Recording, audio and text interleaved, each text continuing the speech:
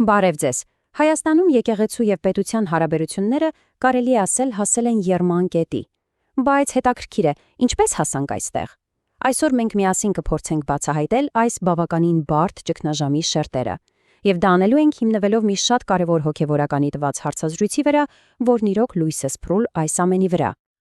Դե ինչ եկեք սուզվենք այս թեմայի մեջ։ Տեսեք, ամեն ինչ սկսում է մի առաջին հայացքից շատ պարզ միջադեպից, որը պարզվում է շատ ավելի խորը արմատներ ուներ։ Իսկապես, ինչպես կարող էր մեկ բաց թողնված անունը այսպիսի քրքեր բորբոքել։ Եկեք փորձենք բացահայտել այս գլուխկոտրուկը։ Ամեն ինչի սկիզբը, այսպես ասած, դրվեց մի կոնկրետ իրադարձությամբ։ Հենց դա դարձավ այն կայծը, որը մակերես դուրս բերեց արդեն իսկ կուտակված լարվածությունը։ Ուրեմն պատկերացրեք Հովաննավանք։ Սուրբ պատարագի ընթացքում, այն էլ վարչապետի ներկայությամբ, քահանան չի հիշատակում ամենայն հայոց կաթողիկոսի անունը։ Սա առաջացնում է կարելի ասել կայծակնային ու չափազանց կոշտ արձագանք։ Որոշ հոգևորականներ նույնիսկ պահանջեցին, որ եկեղեցին վերաօծվի, կարծես թե այն պղծվել էր։ Բայց ինչու էր արձագանքն այսքան անհամաչափ։ Ահա հենց այստեղ է, որ միջամտում է Աբրահամ արքեպիսկոպոսը։ Նա այս ամբողջ արձագանքը որակում է որպես կամայականություն, քմահաճույք, շոու։ Նրա խոսքերով եկեղեցին վերաօծելու կոչերը ոչ միայն անհիմն էին, այլև ուղղակիորեն խախտում էին եկեղեցական կանոնները։ Սա արդեն հուշում է, որ խնդիրը ոչ թե աղոթքի մեջ էր, այլ ինչ-որ շատ ավելի խորը բանի։ Լավ, որպեսզի հասկանանք, թե ինչու էր այս հարցն այսքան զգայուն, պետք է մի պահ նայենք պատմությանը։ Ի վերջո, ինչու է կաթողիկոսի անունը ընդհանրապես հիշատակվում պատարագի ժամանակ։ Պատասխանը, ասեմ ձեզ, կարող է զարմացնել։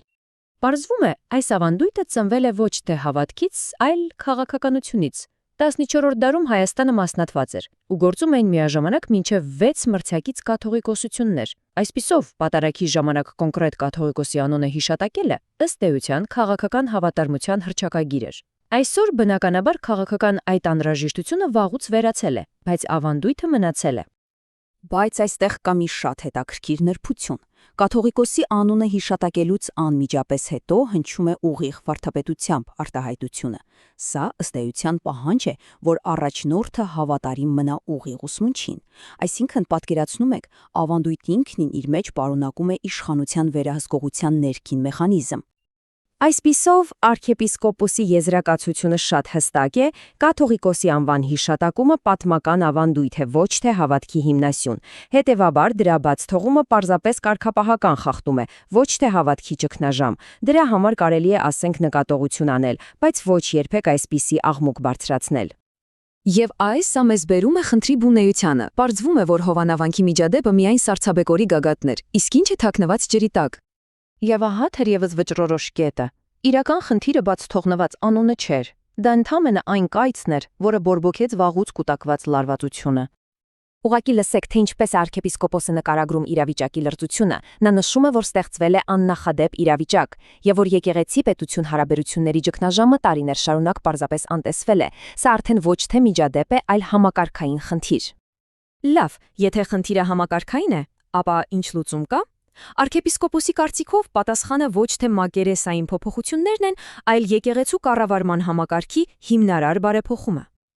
Եվ ահա խնդրի էությունը։ Տեսեք, թղթի վրա գոյություն ունի ազգային եկեղեցական ժողով որպես բարձրագույն մարմին, բայց իրականում այն գումարվում է միայն կաթողիկոս ընտրելու համար։ Մյուս կառավարման մարմինները պարզապես արդյունավետ չեն։ Արդյունքում ինչ է ստացվում։ Ամբողջ կառավարումը կենտրոնանում է մեկ անձի ձեռքում, առանց իրական վերահսկողության։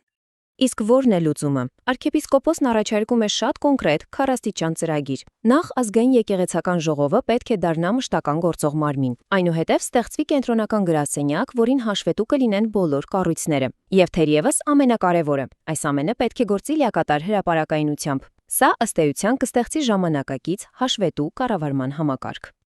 Բայց մինչ բարեփոխումներին հասնելը մի հարց է ծագում։ Արդյոք կարող էր այս ամենը այլ ընթացք ունենալ։ Ըստ արքեպիսկոպոսի, այո։ Եղել է մի վճռորոշ պահ, մի բաց թողնված հնարավորություն, որը կարող էր ամեն ինչ փոխել։ Խոսքը Խաչիկ գյուղում տեղի ունեցած պատարագի մասին է։ Վարչապետը ներկա էր, բայց իրեն պահում էր ոչ թե որպես պաշտոնյա, այլ որպես սովորական հավատացյալ։ Ողջ ընթացքում ոտքի վրա խոստովանեց մեղքերը, հաղորդություն ստացավ։ Նրա աշխատակազմից ընդամենը մեկ խնդրանք էր եղել՝ անուններ չհիշատակել։ Արքեպիսկոպոսի համար սա լուր երկխոսության պահ էր։ Եվ ահա թե որտեղ առաջացավ ողբերգական անջրպետը։ Մի կողմից arczepiskopos-ը սա տեսնում էր որպես երկխոսության ազդանշան։ Նրա կարծիքով կաթողիկոսը ազդակ էր ուղարկում, թույլ տալով պատարագը, իսկ վարչապետը պատասխանում էր ցույց տալով, որ իր պայքարը եկեղեցու դեմ չէ։ Մյուս կողմից հանրությունը սա անցալեց լրիվ հակառակը, որպես անհարգալից վերաբերմունք ու քաղաքական հարձակում։ Այսպես բաց թողնվեց հաշտեցման գուցե վերջին իրական հնարավորությունը։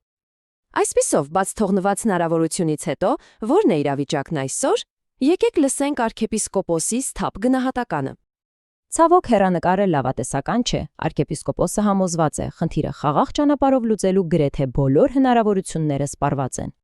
Սա իհարկե բավականին ծանր գնահատական է, բայց արդյոք իսպառ սպառվել են բոլոր հնարավորությունները, արդյոք դեռ կա հույսի որևէ նշույլ։ Ըստ arczepiskopos-ի մնացել է միայն մեկ, վերջին ճանապարհ։ Դա վարչապետի եւ կաթողիկոսի անմիջական հանդիպումն է, որտեղ բոլոր խնդիրները կքննարկվեն բաց տեքստով։ Գուցե միայն այդպես հնարավոր լինի լուծում գտնել։ Եվ այսպես, մենք ավարտում ենք arczepiskopos-ի խորիմաստ խոսքերով։ Արդյոք այս ճգնաժամի լուծումը կլինի մարդկային ջանքերի արդյունք, թե կգործի Աստծո կամքը։ Այս հարցը մնում է բաց, իսկ պատասխանը թերևս կձևավորի Հայաստանի ապագան։ Շնորհակալություն ուշադրության համար։